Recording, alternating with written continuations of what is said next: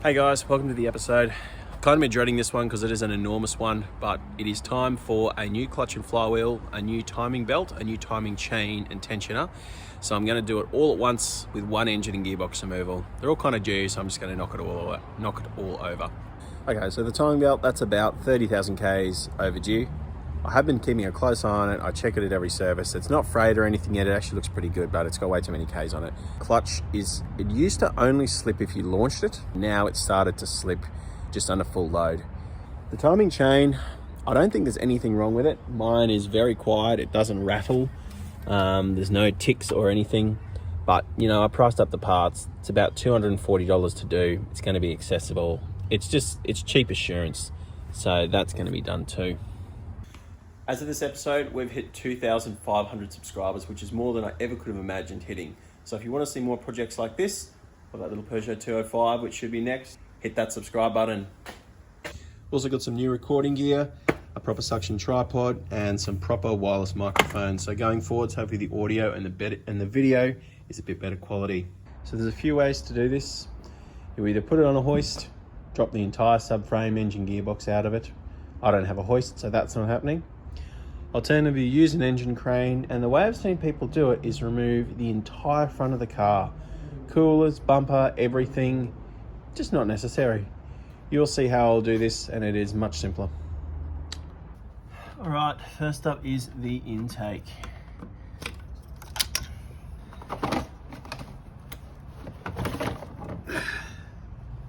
Battery tray as well. I am entrusting in you that if you are partaking in a job of this caliber, you know and are capable of removing all these little Volkswagen Audi clips without instruction for each one. Up next is anything connected to the starter, activation wire, earth leads, all got to come off. Okay, couple of earth lines, one off the starter, one that runs round here to the main fuse box. Okay, gear linkages, these little clips, they come off very easily, like that. This main bracket down here that holds the linkages.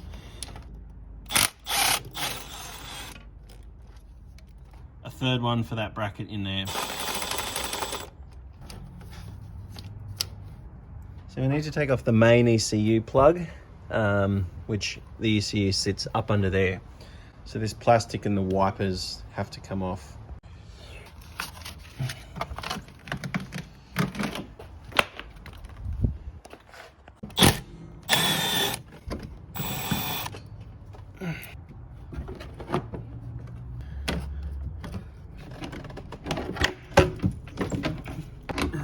This backing plate next.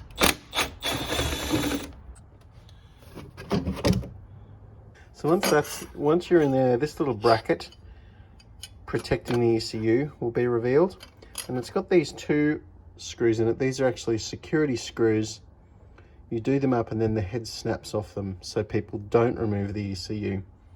Best bet is to just give them a nip with an angle grinder, then you can get a big flat blade in there. So once that bracket's removed, get a flat blade under this clip, pry it out like so. And that's your main ECU plug. You should work that loose there. You shouldn't actually need to remove the ECU from this clip because the top one is the only one you need to take off.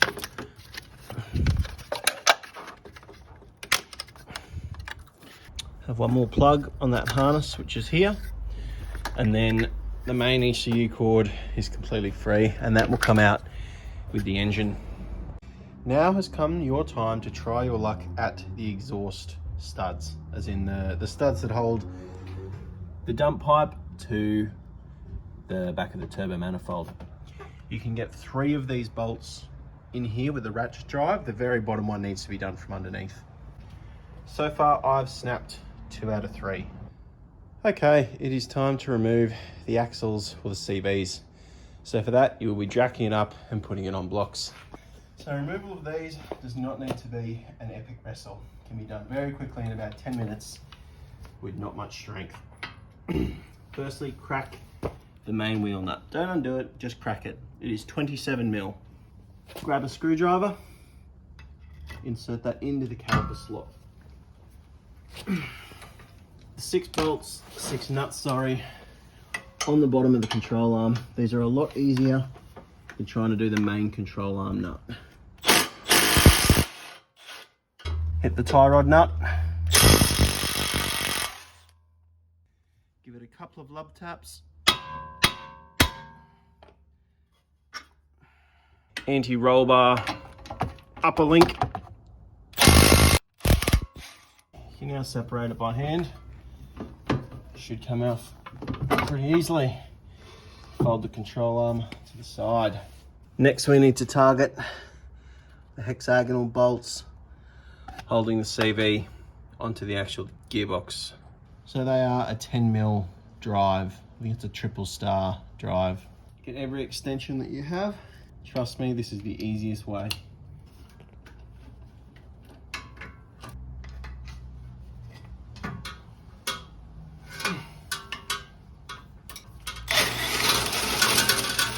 That is all 6 of those undone. Now, finish undoing the main nut. Before that's completely out, give it a little tap. That's fine.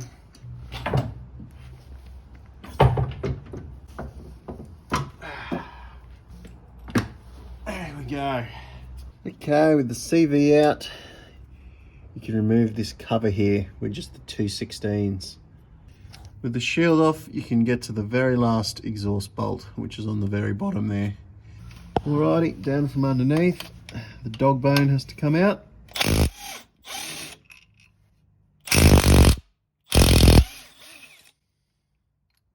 So next, we're actually going to take the compressor off. Now the compressor is going to stay in the car, so we don't actually have to disconnect AC lines. There's no reason to, it's just an added expense and hassle. And if you get that shit in your eyes, it does send you blind. So, no AC lines. Okay, so it's one of those little Volkswagen clips. Oh, 4 bolts holding this on. Very, very, very limited access.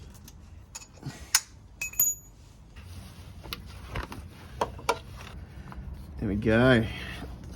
That's how I roll. Very last compressor bolt. It's right there. It's the easiest one to get of them all. And the compressor is now free. Right, I'm going to take the belt off. So for the tensioner, put a nail in the little hole there. Push it down and then push that nail in. Like that, and it's locked it into place. And your belt will pop off your accessories.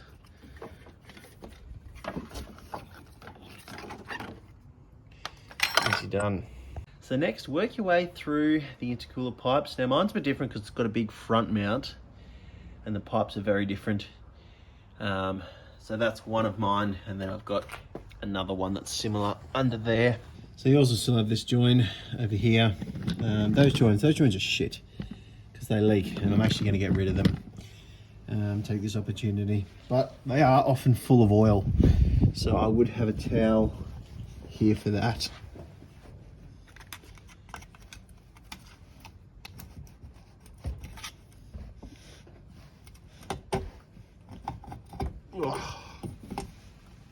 Well, there we go, oil away. What did I say? So back up the top now, I've got just a couple of these little tubes in different parts of the engine bay. Fuel lines, coolant lines, whatever they may be. So I'm now looking at lifting points. I dug up that from my bolt box. So I'll pop that in there. And we can see that thread sticking through there. I nearly forgot there, the bonnet does need to come off. So you do need to disconnect the little water sprays. They're pretty easy though. Mine are actually blocked, so not a bad time. you can pull them through. They come through pretty easily.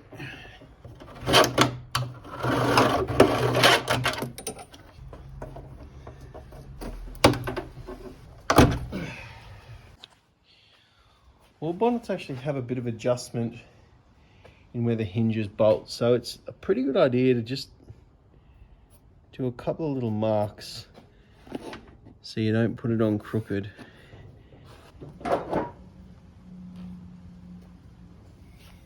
So I found a little eye down there, so I put a shackle through that one. And I've got my two straps. It's totally suspended now. The only things left holding it in are the engine mounts and some coolant lines, which we'll do very last. So I do need to just scooch the coolant reservoir to the side to get access to these engine mount bolts.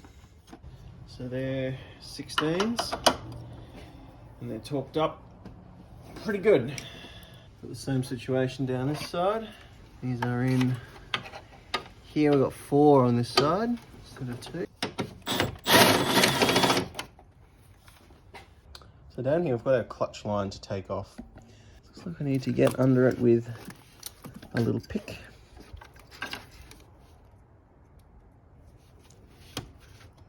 Pop that up.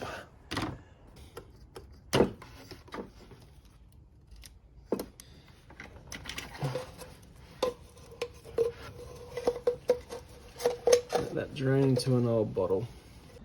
So all that's left now is the coolant. I've left the coolant till the very end because if something is still attached, you don't want to be down there lying in your back, lying in a pool of coolant. We've all done it, we've all been that guy.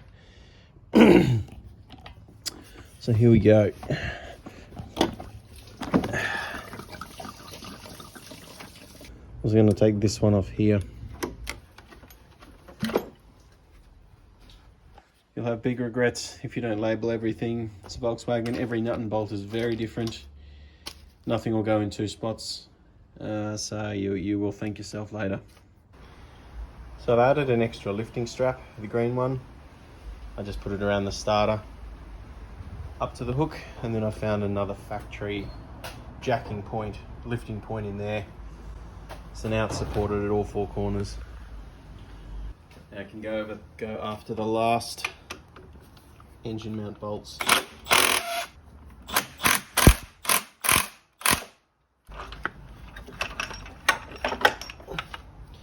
Engine mount's clear. Now I'll do the other side.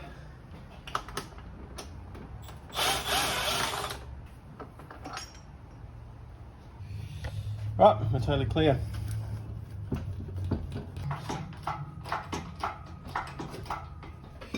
I ended up removing this other block just to get a bit more clearance in there.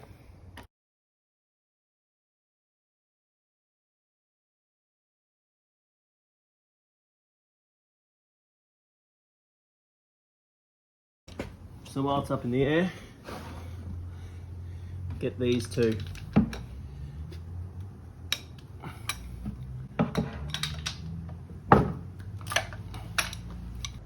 Okay, that was pretty straightforward. Didn't break anything, just kept a good eye on it to make sure I wasn't yanking anything. There was one very hidden plug, this one down here, that I had to pop off. So there was so much content with this whole process. Actually, the next video and the one after, they're going to be actually on replacing the clutch and the belts. For now, in the rest of this video, this is just going to be putting the engine back into the car. So as it stands, everything is back together. We've got new turbo studs, some new hoses, some new clips. I've replaced these clips. As I said, now is your time to nitpick it while it's all apart. I've degreased, cleaned up the whole engine bay. Looks fantastic.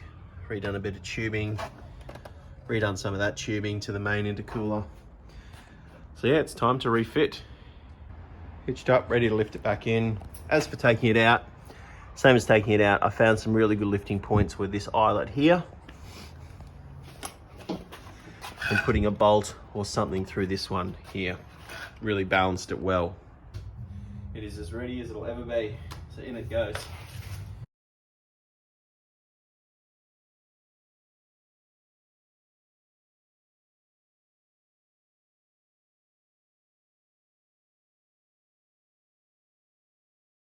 that all went pretty smoothly, actually. You do need to sync the right-hand side, the gearbox side, a bit before you sync this side. You need to get the nose of this gearbox and where the CV bolts on there under the chassis here before you can get that corner in. So a couple of these straps to sort of reposition it are handy, but that only took about 10 minutes. And we should nip that under there. Okay, so now I'm going to rip through, putting everything back on the way it came, using all my labeled bags. All right, so the exhaust's back on, hitched up everything engine-wise, filled with coolant. Haven't done the CVs and everything, haven't done the covers and a bunch of other stuff, or the back of the windscreen. Before I do another 3 hours of work putting all of it back together, I just want to make sure that it runs.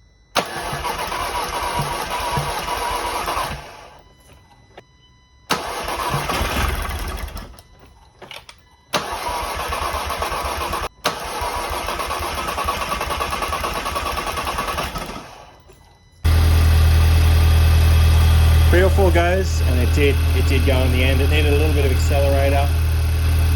I suspect just the whole fuel pump, all the fuel lines, everything all the way around to the injectors, all empty and just needed to prime.